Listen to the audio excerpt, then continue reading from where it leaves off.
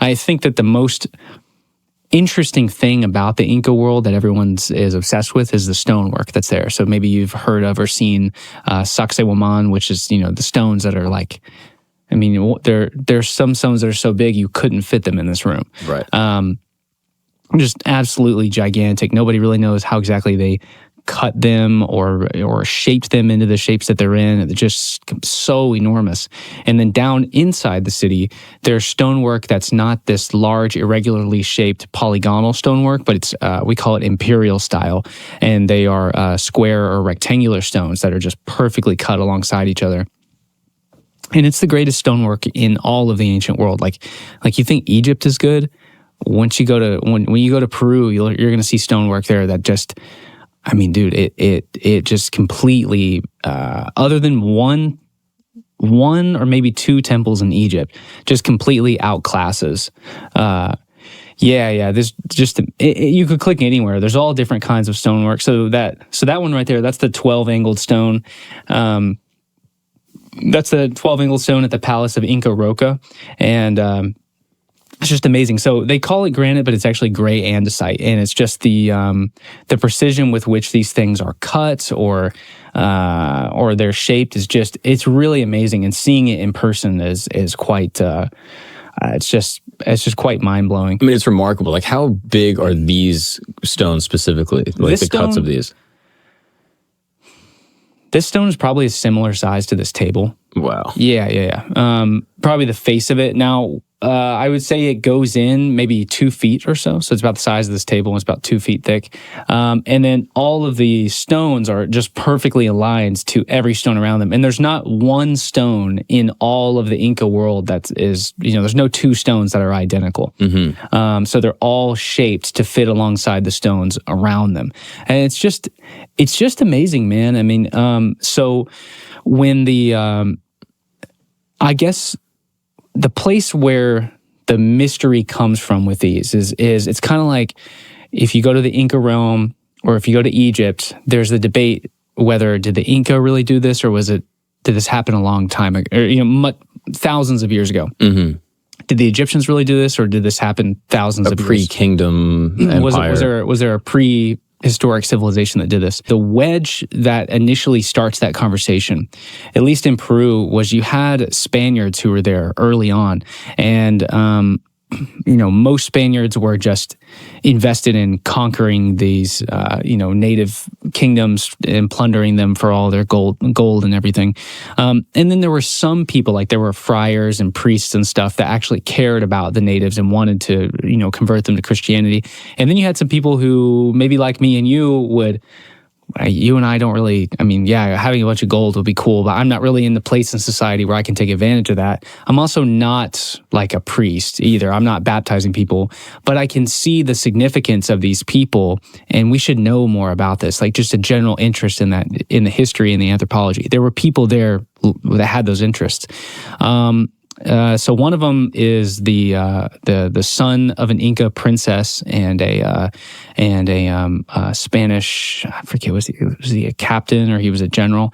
Anyways, his name was I want to say Gaspar de Carvajal, but it's not him. It's Garcilaso de la Vega.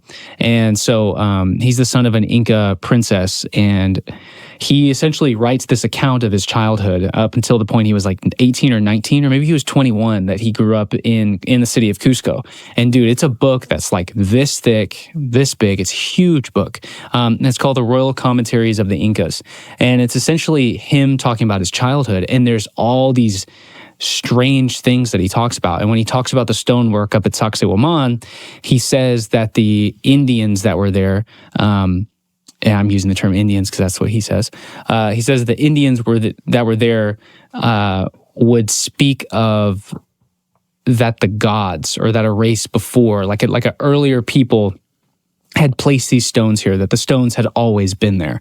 And then they speak about underneath Sacsayhuaman, he remembers going into a place that was called the Chincanas, which was this huge tunnel system that would go underneath Sacsayhuaman. So you have Cusco here, and up on top of this hillside is this fortress of Sacsayhuaman.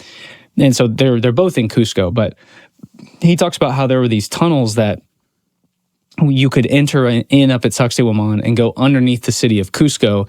And then from there, these tunnels would go out into the Andes. So like under the ground for thousands of miles. I mean, or hundreds of miles at least must have been. He talks about that. There's so much more that he talks about and that other Spaniards talk about, and that people in, I would say, so that book came out in 1609. There's another account written by like an anonymous, we don't know who the author was, but it's a Jesuit chronicler from the year 1600. And then there's Cieza de Leon, I think in the 1650s, he writes his account of Cusco. And there's several others, but they just give you these glimpses into things that were going on in Cusco. And like, it'll just be one sentence. He'll say, the Indians say that the stones had always been there, or something akin to that. And there'll be multiple instances.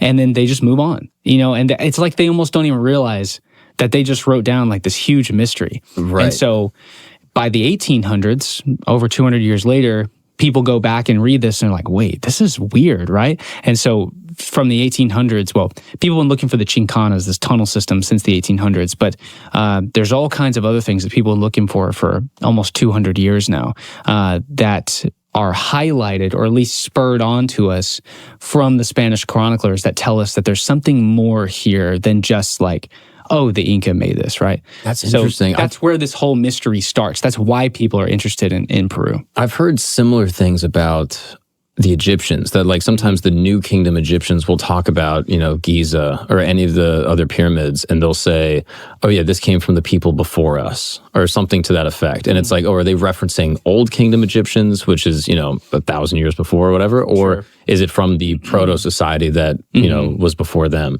But it's a similar kind of phrasing where like these stones have always been here. Like these stones are from the people that were before us, which you can imagine if you are Incan, which this guy, ethnically, obviously was mixed, like Spanish and Incan, but I would imagine that they would have some type of reverence for their people, and they would say like, no, we did this. So I'm curious where that comes from, right? Like, is it almost more respectful to your culture if you say like, oh, this came from before us, or is it an actual historical account that, oh no, this was already here and no one really knows how it happened, Yeah. So this is something that's happening right now with the Chincanas. So there's multiple teams in Cusco that are looking for these tunnels. And in fact, I'm the face of the English-speaking campaign, like the crowdfunding to do this. We just launched it last week, and then I'm working on a video for the Cusco's Ministry of Culture right now, like a crowdfunding video.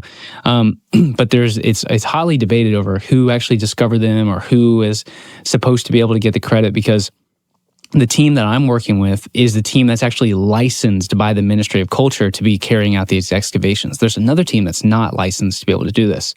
And the reason that the feud happens is because the team that's not licensed, or they don't have the permits or whatever to be able to dig for the tunnels and scan for them.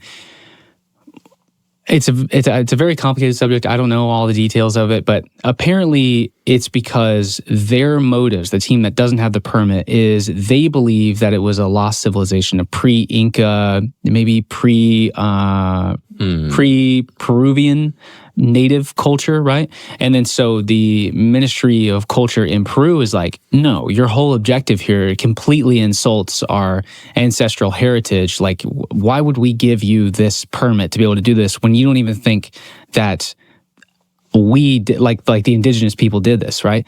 And it's kind of like where that comes from is it's a backlash for the complete annihilation of the native world, right, during the colonial period. So now you have people there that are completely 100% full-blooded Inca, still speaking Quechua, the language, and they're tired of, and there's a lot of white people that work on this other team that wants the permits. So they come in looking for something, and they're saying, yeah, we want to come into Cusco and dig here, but we don't think that the Inca are responsible for this. And the Inca are like, excuse me, What?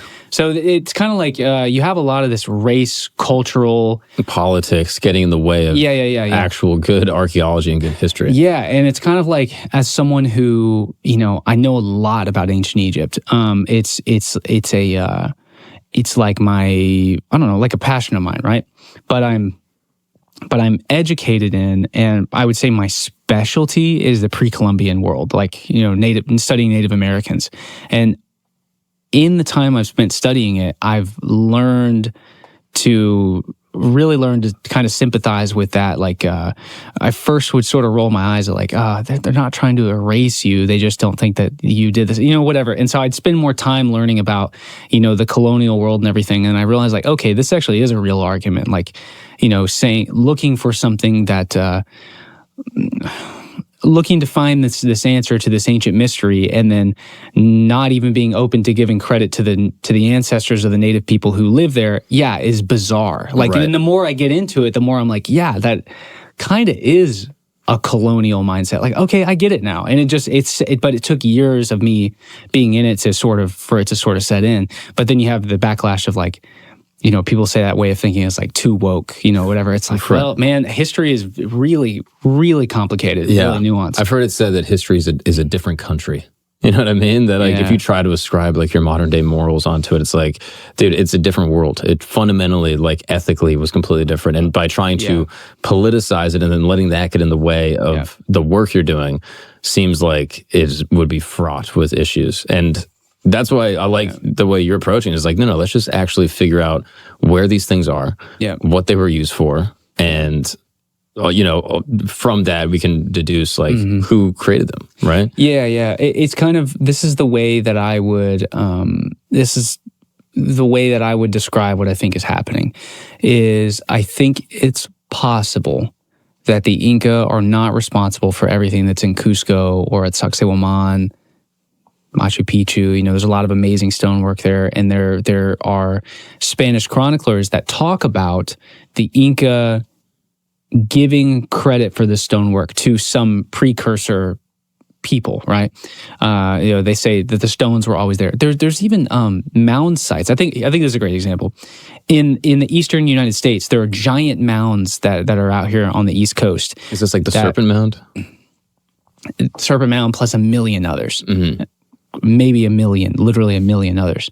And there are European explorers going through North America. This is very like, I never see podcasts people talking about North America.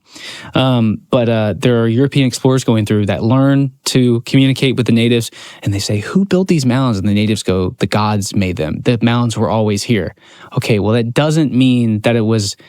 Yes, it does mean it was entirely different civilization, but archaeology has showed us when we excavate it all that the people who made those are the ancestors of these people 5,000 to 9,000 years ago, right? Wow. So not the same civilization, a completely different people, but ethnically they are connected to each other. Right. And so what I think is happening in Peru and what I think is happening in Egypt is it's the Egyptians calling back on ancient Egyptian world and like hearkening back to it. So it was always the Egyptians that did it. It wasn't like a precursor people that are of a completely different race.